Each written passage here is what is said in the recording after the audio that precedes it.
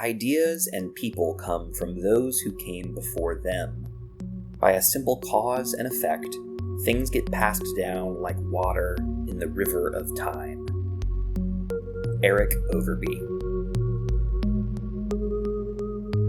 Bending Not Breaking, the Dragon Prince Edition. Reflections. Inheritance.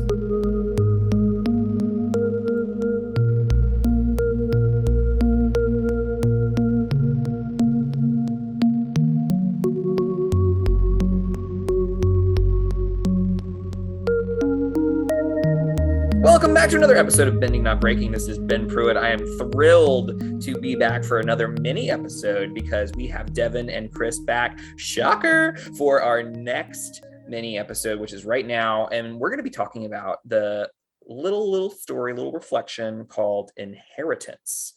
And Inheritance is really interesting because there's a lot of little details in this that are little sparklets that I really appreciate. And so I'm really excited to dive in. So we're talking about inheritance. We're going to start there. For both of you, I'm inviting you back into this lovely conversation talking about inheritance. And I want to start off with this main theme, the title card. What does inheritance mean to you? What do you think about when inheritance comes up in conversation?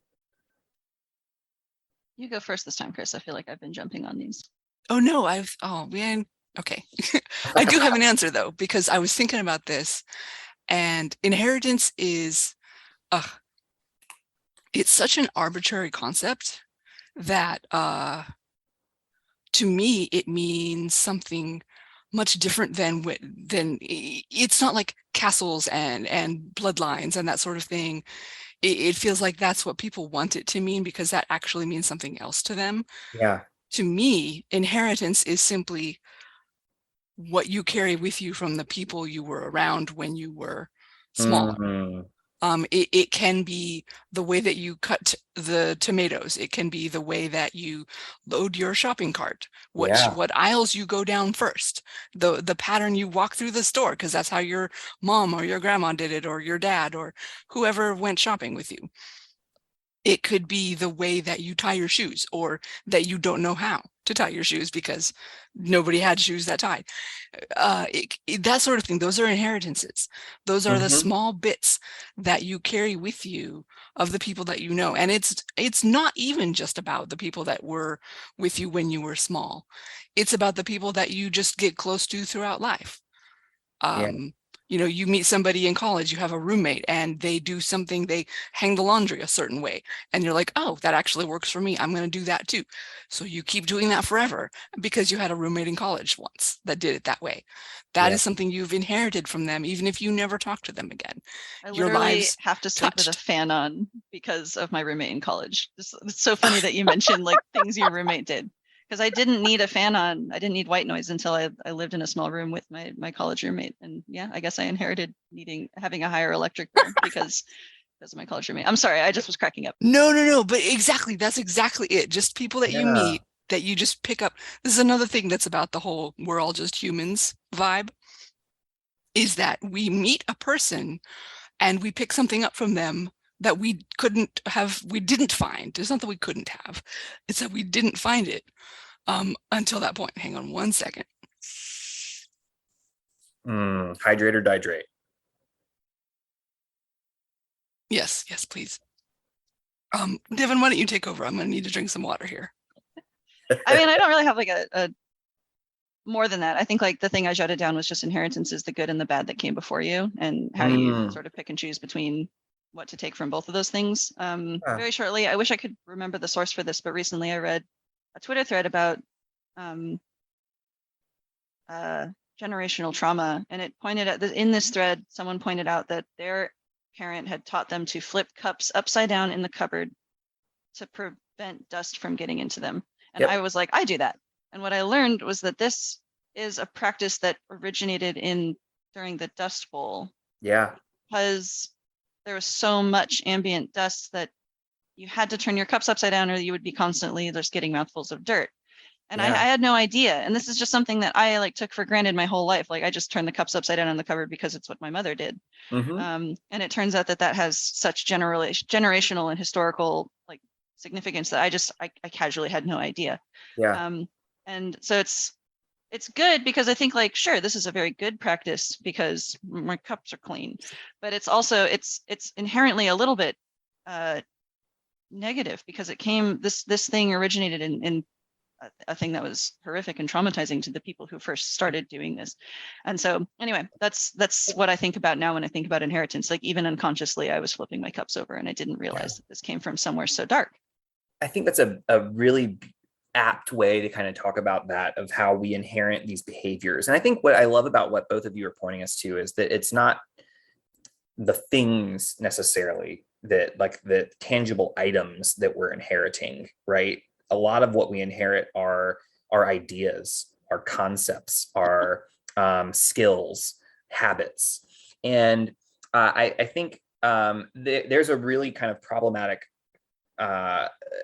when I think of inheritance, it's kind of problematic because when it's associated with ownership, it becomes something that's really, it can become very ugly.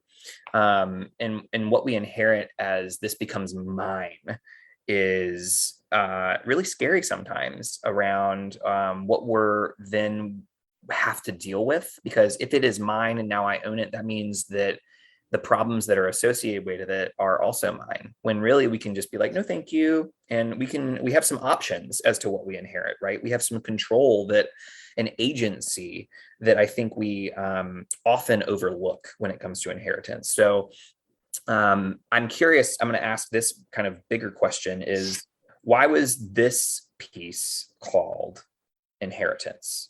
For like, we're focusing on Callum, and I'm curious, like, I can probably spin you an idea or what my thoughts are, but I'm curious to hear from either of you around why is this called Inheritance instead of something else? So I said it's the good and bad that came before you, and it is not only Callum inheriting the mirror, it is also Callum inheriting the title of High Mage, which he has taken from Viren, a character that I think is a complicated man and was not all bad. Just a little complicated. I did a whole other episode about Viren. Please let me. So I think it's called Inheritance because it's him taking up this mantle that has a history that goes beyond him. And I think like if you probably look back through Catullus' history, being the High Mage was not always being Viren. It wasn't being a complicated person who did a lot of bad in the world. It's a person who let the kingdom thrive in a lot of ways. And so I think like it's still an honor for Callum to carry this regardless of the person who came immediately before him. However, he goes into this dark dungeon, pokes around in all these places where the underside of this is carried through. All of these things that are now arguably his, these things that Viren left behind, and the dark mages, all the High Mages before him. And he's reconciling that, like this dirty underbelly of what is still to him an honorable position that he wants to use to serve his brother, the king. And he seems to reject a lot of it. Like he does kind of exactly what you were talking about. This no, I don't need to carry any of this with me. I'm gonna like seal it all up forever. It's done. However, there is one thing he cannot leave alone, and that is the mirror. And I think it's interesting that it has this power that compels him as as a mage. It's something that he can't seem to resist. So that's why it's called Inheritance. He's inheriting a position with a storied history of its own, and he is inheriting a literal thing from his predecessor that we, the audience, know to be quite a burden. And he doesn't know that yet. So like if he has no concept of what he's inheriting, how can we expect him to sort of react to it with the same awareness and care that we, the sort of like meta-aware audience. There's the dramatic irony. There you go. And that's it. I love this one. This is one of my favorites. So I have strong feelings about the title and the weight it bears. Okay. Wow.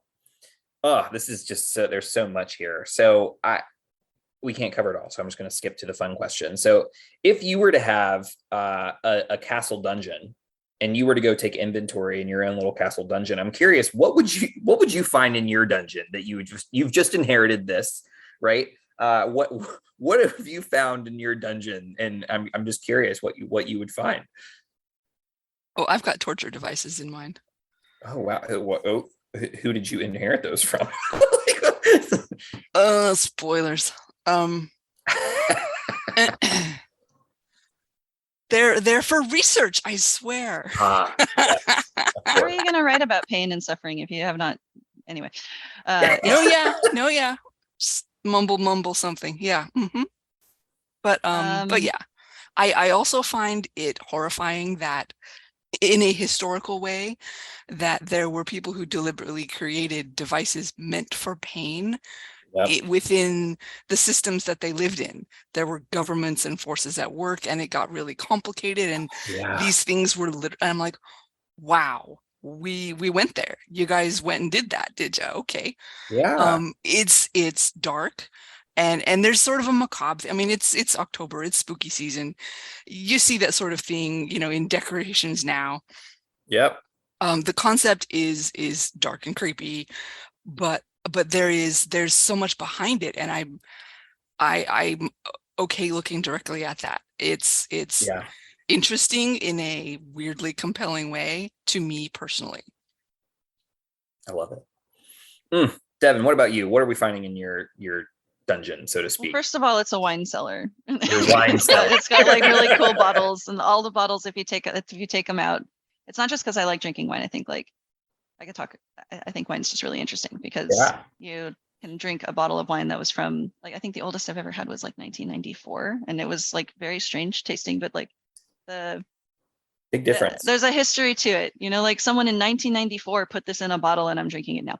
Anyway, I think wine is cool. And so it's a wine cellar. There's all these like nice smelling barrels and bottles everywhere. And then there's sort of like strange piles of notes and scripts and things held together by brass brads. I'm holding up scripts right now. And they're feverishly written on with like red pens and things like that. And lots of candles. I also really like candles, not just the creepy dark magic kind. There's candles like all over my office. And I don't know, maybe a torture device or two. If you really like look closely into a corner, you might find something kind of alarming, I suppose. Because if you're going to have a dark magic basement, it's not going to be all lovely. Yeah, you're going to find a skull or two. So yeah, is what it is. There's a cask of Amontillado over in the corner there. No, don't look at that. Don't press any of the stones on. Shh. And if you hear anything, it's not real. Yeah, not at all. Oh man, yeah. I'm a somewhat of a hoarder. I'm not like a hoarder, but like I'm a semi hoarder, and there would definitely be some like kitchen appliances that I haven't touched in a while that are going to be existing in my dungeon, so to speak, that I'm just like, oh, I'll need that eventually, right? And I just never I forgot about it, The other cool thing that I really loved about this story in particular, and this will kind of be our last one for this one, is this we get to meet, Gus, right? August. Like it was just like it like took the world by storm, right? No pun intended. And like it's really like a really beautiful thing. Angus, right? That was the one. It's just like unreal how like cute this whirlwind is, right? And it's just I'm curious about this one. How did this come about as a concept? But then also, if you were to have like, what is your primal source, right? And then what would you name your little primal buddy that if you had one? I'm curious. Oh gosh, Devon let me make up a whole spell, and that's the one that I made. I was over the moon with glee that I got to make up my own little, looking up that Latin and things, and trying to make something that sounded cute. And honestly, full disclosure, Angus came after I made up the name. I didn't intend for that to be there until I looked at the spell name and had Callum cast it. And then I was like, okay, but now he's calling it Angus. He just is. Yeah. I mean, it felt very Callum. Like when I read the draft, I was like, oh yeah, he would just spin up a spell and give it a nickname. Like, that's exactly what I was enormous dork. Of course he would do this. Yeah, that felt very Callum to me. Like I thought that was super on brand. And it clearly is because it's canon, But yeah, I love hearing about that. And so what is your primal primal entity, and that doesn't have to necessarily be one of the main primal sources. You can source your own primal entity. But what is your primal thing that you're sourcing from, and then what would you call your primal buddy? Well, ages and ages ago, the official Dragon Prince website put up a quiz, a primal source quiz. Oh. And I took it, and I got stars. And then I took it several other times trying to force it to tell me all of its answers, which feels very stars of me. Yeah. Give me In fact, I kept getting stars on accident while trying to make up other answers. It was hilarious to me. So that's kind of wild. I will tell you that it's harder to get on that quiz. It is harder to get stars and dark than it is other ones. So you did some. Yeah, you know what? It's funny you said that, because I tried, I think a dozen times or so. It wasn't a whole lot, but I took it about a dozen times, and I never got dark. I didn't know that dark was even an option. It's harder to get. I worked on that quiz and I know all the secrets. Stars and dark are, I think dark is the hardest to get, but stars is also hard to get. That was hilarious. Anyway, but I think that the way that the Stars Arcanum is described is a lot like my view on world building, where it's high and above, and it sees all the things below in the way that it's tailored specifically to kind of mess with them. Whether for good or evil, what you're doing. But if you take a little bit of this and you connect it to a little bit of that, and you throw in a little bit of this, and then you pull, what happens? Now you're directing lives. Now you're changing fate, that sort of stuff. That's kind of where I live anyway, when I just imagine stuff. That's like my first instinct when I'm just going to make something up off the top of my head. That's how it feels. Yeah. So yeah, I would say imagination. I have the imagination arcanum, maybe, or the world building arcanum. I love it. If I had a buddy, I think it would literally be a tiny planet.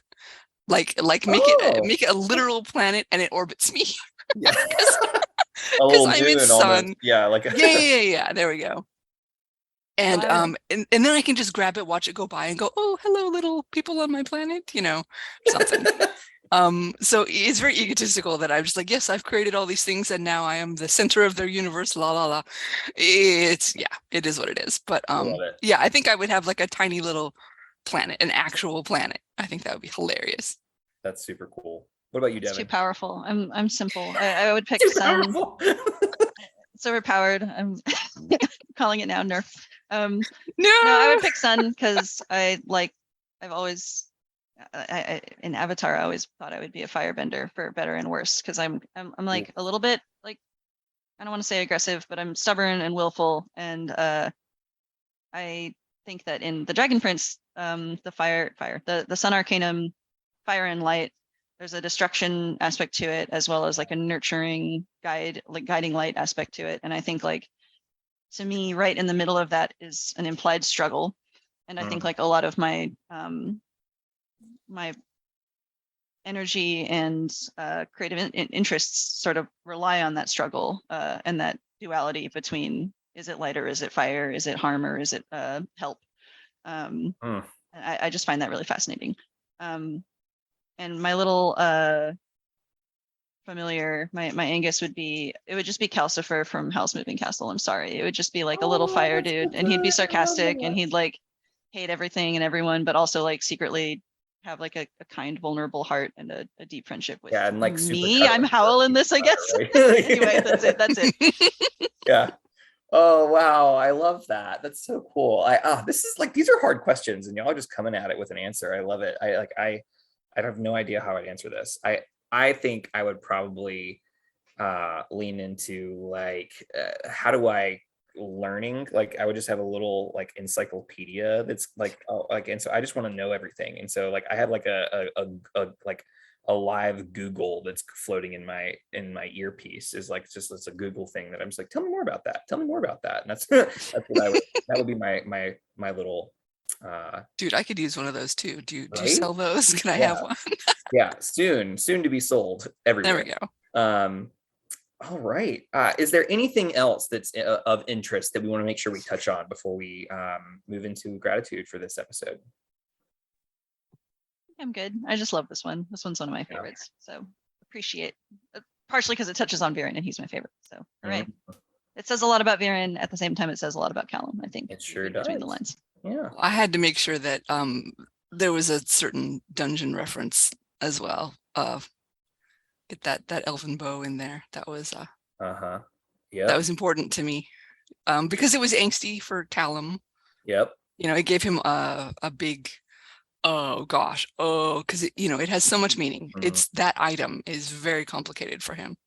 It sure is. But because we haven't seen Renan in a while, I also wanted to just put that in there and make it obvious. Like, hey, remember this guy? Hey, psst, psst. Don't worry, people have not forgotten.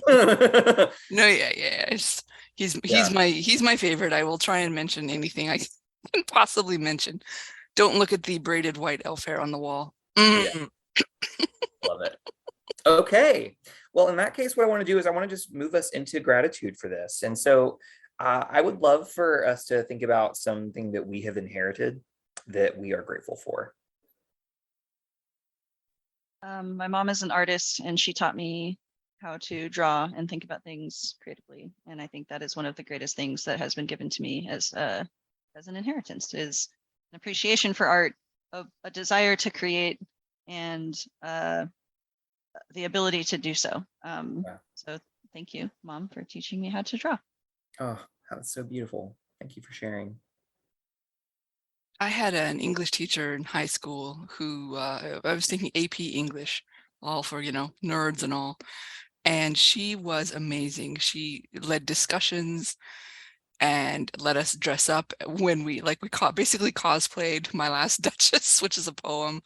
And I was the sort of nerd who had a fluffy white dress and a red cape at boarding school already for no reason. I wasn't even in theater. Okay. And so I was the painting. And she really allowed me to just think outside the box and ignore the fact that there was a box and make the box whatever size I want it to be when it comes to creative processes. Like, these things were already written when I was studying them, but the ability to look at them from any side I wanted and to make up a side and decide to look at it from there was incredibly powerful.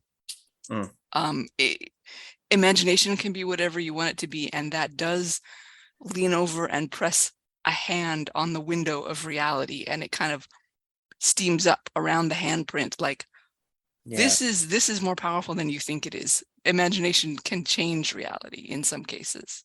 Hear, hear. Yes. Oh, I love that. I'm grateful for these conversations. How incredible is this? But I think I'm really grateful for my mother also. Devon, you got me thinking about what I inherited there. And there's this general investment in my spiritual life that she cultivated within me that I'm really grateful for, that has helped me this podcast probably wouldn't exist without that foundation. And so I'm just really grateful for that. And so yeehaw, and we're getting through it. I love gratitude. It's so nice. Oh, okay, everybody, this has been amazing. And we are going to close this episode out and just hope you all will chime in with things you're grateful for and what also you might find in your dungeon. Feel free to tweet at us with your answer. We'd love to hear from you as a listener. You can tweet us at BNB_pod. And thank you all. If you haven't noticed yet, we also have a Patreon at BNB_pod, and we'd love to have your support. We're trying to get our producer to make a living wage, and you can help us do that. So if you have an opportunity to do that, I'd appreciate it. But until next time, be well and do good.